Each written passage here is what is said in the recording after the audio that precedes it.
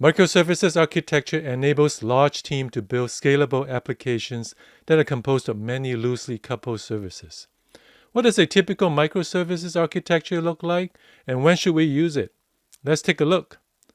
Microservices are loosely coupled. Each service handles a dedicated function inside a large-scale application. For example, shopping cart, billing, user profile, push notifications can all be individual microservices.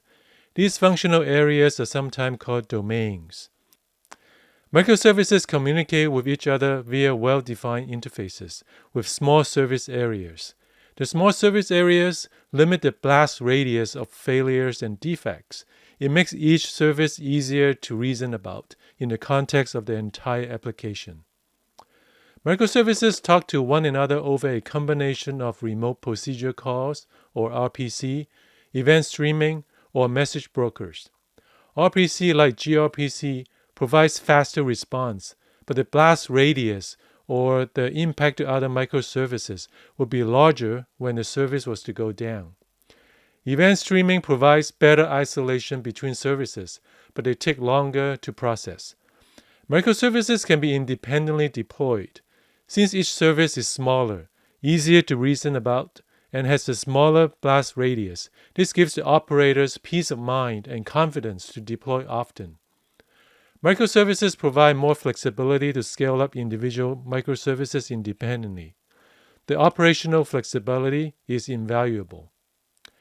Well-architected microservices practice strong information hiding. This often means breaking up a monolithic database into its logical components and keeping each logical component well hidden inside its corresponding microservice.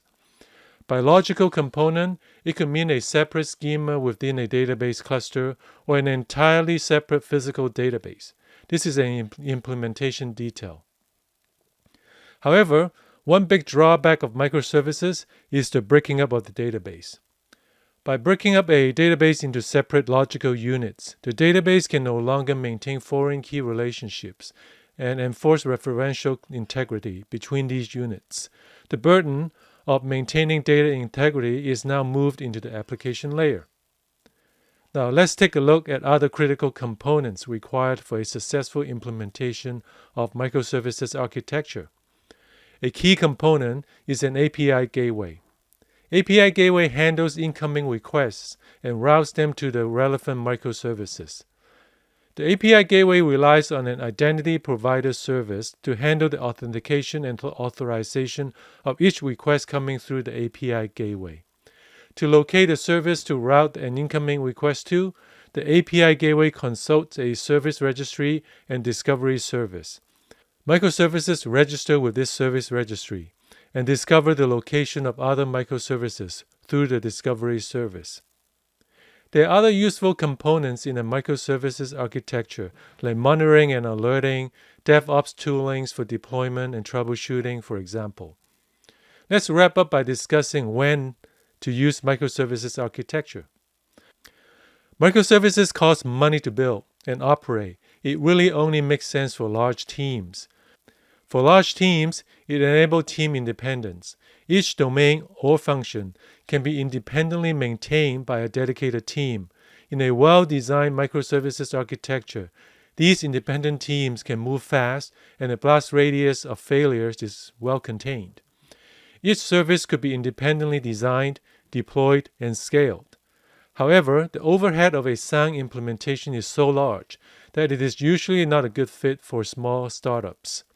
One advice for startups is to design each function in the application with a well-defined interface. One day, if the business and team are growing fast, that microservices architecture starts to make sense, it will be manageable to migrate. If you would like to learn more about system design, check out our books and weekly newsletter. Please subscribe if you learned something new.